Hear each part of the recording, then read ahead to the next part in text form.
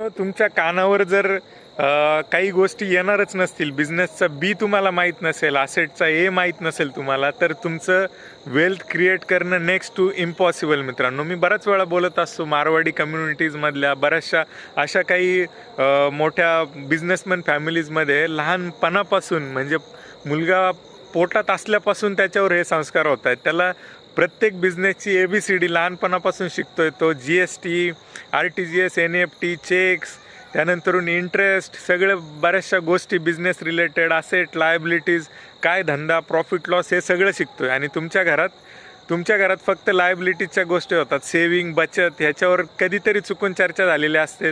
वडील पैसे वाचवायचे, साठवायचे ह्याच्यावर हे करतो. वाढवण्याचं काय, बिझनेस कसा होणार, कसे लोक पुढे जाणार, जॉबची ही मेंटॅलिटी आणि हे सगळं असंच चालू राहणार आहे मित्रांनो, जोपर्यंत तुम्ही शिकणार नाही.